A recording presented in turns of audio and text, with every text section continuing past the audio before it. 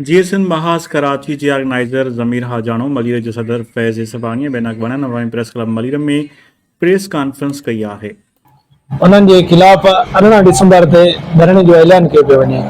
सॼी सिंध जे अंदर लाक़ानूनियत आहे, एतिरो त ज़ुल्म आहे जो सिंध जे अंदर पोरियत हारी महफ़ूज़ कोन्हनि के, हता के असांजा शागिर्द मासूम ॿार जेके आहिनि उहो बि महफ़ूज़ कोन्हनि के। कुझु ॾींहं जो वाक़ियो आहे जेको लालकाणे जे अंदर रते देरे में थियो आहे। मासूम ॿार हसनैन हाजानो जंहिंखे अगवा करे उनखे क़त्ल कयो वियो आहे।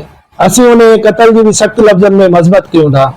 ॿियो असीं कासिम गारमेंट्स जी इंतज़ामिया रिज़वान मतीन ऐं ॿी जेका मैनेजमेंट आहे उनखे ॿुधाइण चाहियूं था त मुसलसल 2020 खां वठी अवां सिंधी पोरतनि सां नाजाइज़ कंदा पिया अचो, जंहिंजो मुतासिर आउं ख़ुदि पाण आहियां।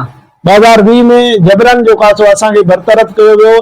सिर्फ़ असांजो ॾोह इहो त उते जो कासो असां सिंधी मज़दूरनि जी मालिकी कई।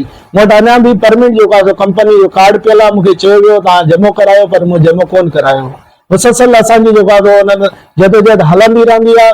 मुख़्तलिफ़ जो कासो कॾहिं जदोजहद कमेटी सां, कॾहिं पंहिंजे जीएसएन महाज जे प्लेटफॉर्म तां जदोजहद कंदा रहंदा आहियूं। पर अॼु वरी असां हिकु दफ़ो जो कासो इन्हनि जी नाइंसाफ़ियुनि ख़िलाफ़ हाणे कुझु ॾींहं पहिरीं बि जो कासो 100 जी तादाद में इन्हनि बिला जवाब जो कासो सिंधी पोरतनि खे जेके परमिट हुआ उन्हनि खे बरतरफ़ कयो।